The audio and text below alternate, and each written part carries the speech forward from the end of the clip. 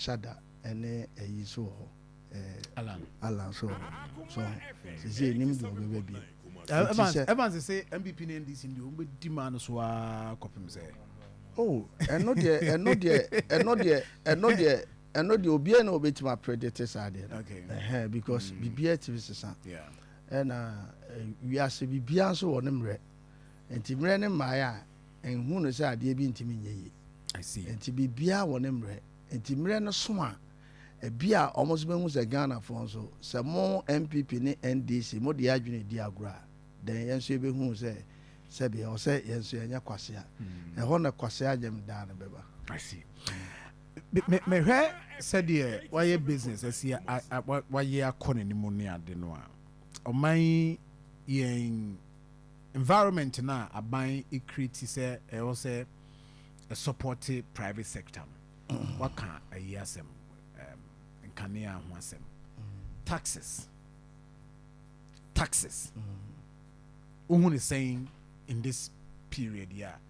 you say aban by where COVID-19 and 11 other we see everywhere but still I know minimum are so complaining say other taxes be on my said you must see I no minimum from all end said who the tax system now either say affect my juma and I say a year oh say Ghana no say oh far tax system e wo me the year business perspective fa me fan say e won kofo bi betre krum wa na o mu di twa bia every day bia sa time ne wa adwen say sikedro no de ye adwuma say na ye adwene pa na no de ye adwuma nyeska ofi na from alatadwa alata fo betre krum wa emfaso de ato na ade so ye nkete but volumes na obenya no say wo de ade 10 series na nipa ba ko beto na onya 10 series na alata ni de 50 pesos ana 1 peso na onya nipa 1000 o quantifier o scarcen onya scarcen a day so until taxes no the moment taxes no o yire no ene na man confirm so dodge taxes me hu say tax system no saban no ye no nketenkete na obie mu ema enipa ebetua tax no eye mo ebe ya sense obayini mama nipa kakra bi hu no say omo na eye adwo obetua tax because ye ne ye hu ye say ye bie factory no ye ne e problem ba mason ne onam kwa ho plumber onam ho painter onam ho obi enwo kwa e fa so ji o muska enso sabe eboa obeye adwuma obe charge no enye yize so enti ni nyina no untimi ntra advanced countries enye adwuma we mfa ho ni abra ho nye tax returns enso ye yi sa ankofo ni nyina afiri no enti amaye ne a ye tua tax no ye kakra bi enti abana ye budget ye no de ye budget enti onye na adwen se bia oye ade bia ono nipa wonye ni bi da no afi na obe introduce but when any betima yes ani enti se ni nyina no ma plane amatas no anye ketenkete amanipa bebre ni anye no mo so ni nyina yes because most of the time no your advanced countries be kra na se wutimi tua tax more kra na your package kra de ma e bi kra me mfa nse me industry ya me ebi ebetima hwe tax ho a metua e ma aban no ebetima ma say okay aban obibini watime tua tax ebi adisi ase edibi a ye boawa expand the business na ma with ebi a low interest ebi what I say anasa aban no kura faka or de obo ye no for project no wa fa bi de aka no tua no bi a low in one na nenye ko fati de be na say eti tax na wutua no incentives bi e ma wo say tax na wutua eti e many penny nye say after all na perception kura na e wodi petinu say baby ahwe baby akofi bi ye adwuma me ko ho 95 me ko Brema West 95 kofi me dwi kwan sa futuro mu na me de ko see be factory When him say President Kufuor buy no, obeye gutters, ede abogu so as to send a case de gravel so no begu so and I say de quota and begu so no. Any omu jato.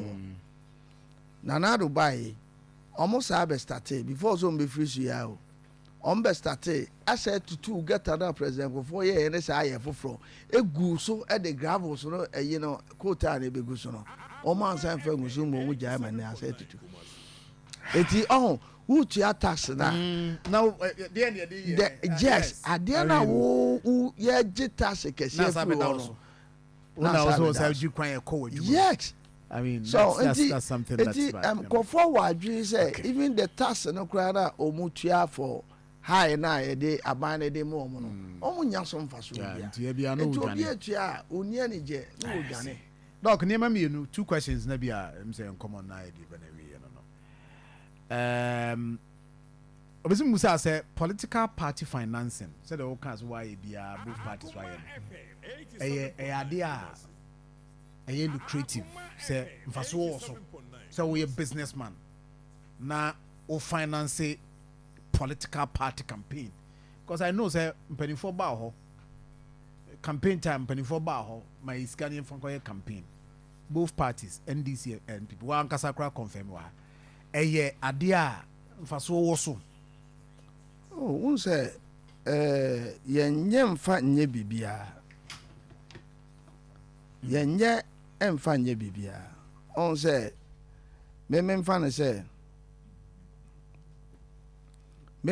say ade na me ye ne say John bia me de me hu kwan a me fa so abobra o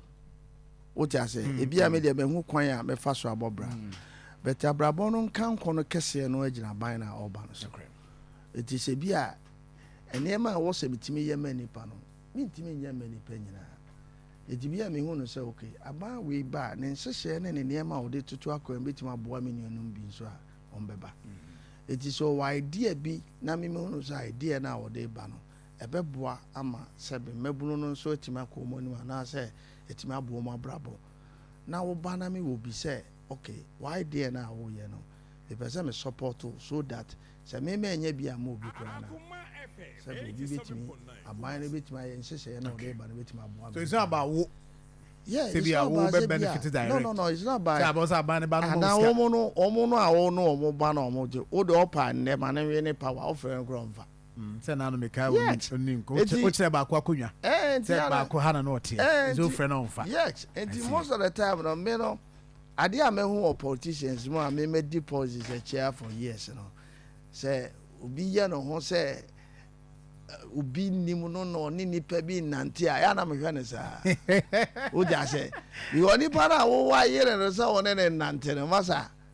uti anye ya